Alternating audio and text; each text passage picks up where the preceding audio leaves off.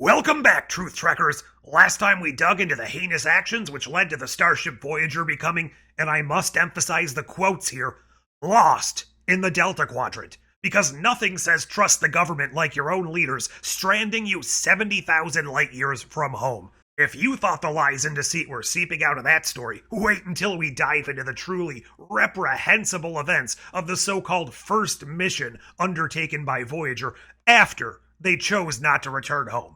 Because it was a choice, folks, no buts about it. So buckle in, because this case is a deep fleet psyop wrapped in technobabble. They like to call this one the Parallax Incident, and we get to see the early days of Captain Janeway's tyrannical reign over the USS Voyager. Now, the main crisis they have to resolve here, well, the ship gets caught in a space-time distortion, much like the liberal media echo chamber, where reality bends to fit whatever narrative the elites push. The crew finds themselves looking at a mirror image of Voyager trapped inside this rift, just like how the mainstream narrative traps people in a false reality where up is down, men are women, and warp cores can run on wind power. Meanwhile, the real battle here isn't just with physics, it's with power, it's with control. B'Elanna Torres, a half-Klingon diversity hire, is somehow in line for a promotion despite assaulting another officer. Janeway, in peak feminist fashion, considers making Torres chief engineer anyway because meritocracy is a patriarchy construct. Naturally, seasoned Starfleet officers who probably believe in traditional chain of command values are ignored. But oh boy, we will be coming back to that in just a moment. The ship eventually escapes the distortion, much like the strongest woke propaganda being unable to defy reality forever. But the message is clear. Believe in diversity hires. Trust female leadership without question, and stop asking how the ship has infinite torpedoes.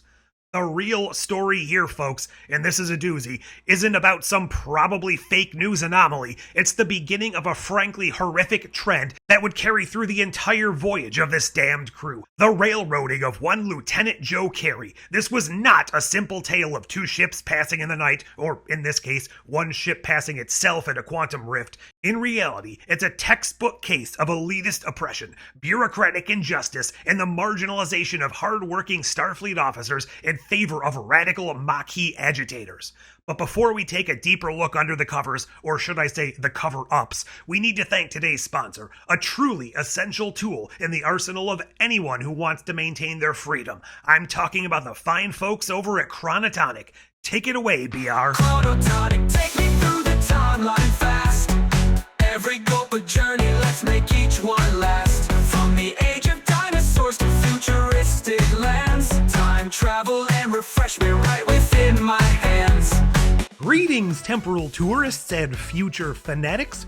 Erlinghoff Rasmussen here, entrepreneur, visionary, and definitely not a time thief. You're probably wondering, how can I, a regular old modern-day nobody, explore the wonders of the past and future without pesky Starfleet regulations? Well, wonder no more.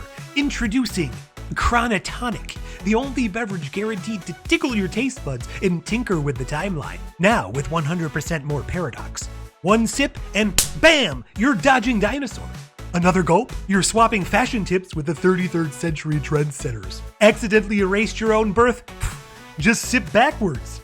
Chronotonic's patented temporal twist. Flavor comes with built-in causality correction. Probably. Side effects may include deja vu, existential dread, and awkward encounters with your great-great-grandparents. Why wait for destiny when you can drink it? Act now, and we'll throw in a limited edition paradox-proof mug, because some timelines can't handle your hot beverage choices. Chronotonic. Sip time, skip time. No temporal licenses required. Chronotonic, not responsible for temporal anomalies, alternate evil selves, or spontaneous grandfather paradoxes. Consult a Temporal Integrity Commission agent before operating starships under the influence. Chronotonic, because the best time is every time. No need for dilithium, just pop a top or two. Chronotonic, twist the clock with taste that's out of view. Stopping by the Renaissance before the final sip. Time travel in a can, now that's a cosmic trip. Thanks again to Chronotonic. I know what I'm doing later. Now, just who is Joe Carey? He is a shining example of everything a Federation citizen and upstanding Starfleet officer should be. The blue-collar workhorse of Voyager's engineering crew, a dedicated officer, a man who put in his time, paid his dues, and was next in line to be chief engineer. But what happens when it's time to hand out promotions? Does the job go to the steady, competent, loyal officer? No, of course it doesn't. Instead, Captain Catherine, the system works for me Janeway, hands a position to B'Elanna Torres, an unhinged half-Klingon terrorist who just broke Carey's nose in an engineering temper tantrum. 1 minute Carey is an upstanding officer, the next he's labeled not up to the job by Janeway. Despite years of experience, they gaslit him into thinking he wasn't good enough, when in reality this was nothing more than affirmative action for Maquis militants. Janeway claims she's interested in efficiency and merit, but the facts don't lie. Carey never assaulted a fellow officer. Carey never sabotaged Starfleet operations. Carey never joined an anti-Federation terrorist group. Yet somehow it's Torres, who actively tried to destroy Starfleet property mere weeks ago, who is chosen to run engineering. How does this make sense? It doesn't. This is only the first step in the Maquis infiltration of Voyager's command structure. Torres is planted at engineering as part of a deliberate agenda to hand power over to the so-called oppressed Maquis radicals. Carey, a loyal Starfleet officer, is simply in the way, and so he's cast aside, humiliated, and left to toil in the shadows. And what happens when B'Elanna takes over? Property damage skyrockets. She constantly talks back to the captain, but somehow never gets demoted. The ship nearly implodes because of her harebrained warp core antics. And where is Joe Carey? Cleaning up her messes like a good soldier. Let's take a brief pause here in order to give some subspace time to a truly talented artist. This is the brilliantly talented Amory with her brand new song, Blue Collar Shadows. Joe Carey worked his hands to the bone on a ship through space, far from home. Starfleet crushed his blue-collar soul. Their corruption took its toll. In the engine room he found his place, dirty hands in the depths of space. Higher up saw his honest grind and turned blind eyes, left him behind. No honor, just shadows to keep. Joe Carey's dreams in silent sleep. Truth buried under their sleek facade. Starfleet's justice is oh so flawed.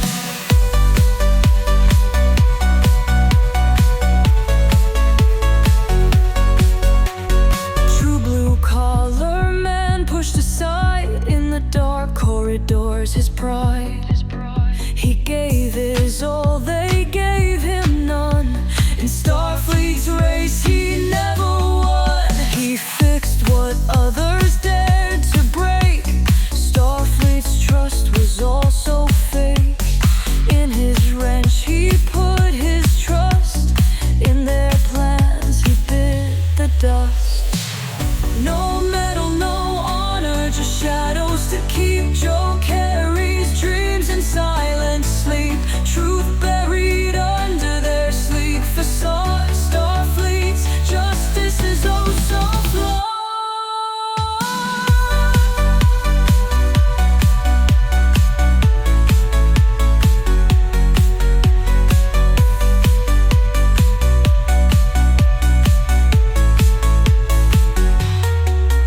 He fixed what others dared to break.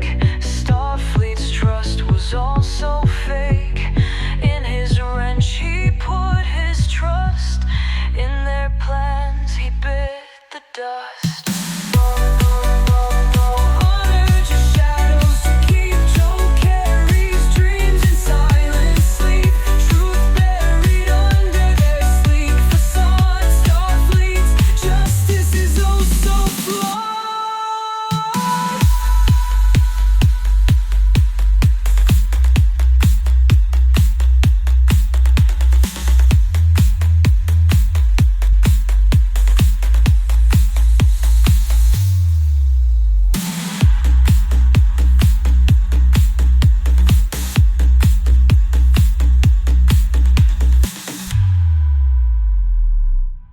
Wow, that was powerful stuff, Amory. Now, you might be saying, well, at least Joe Carey stuck around, right?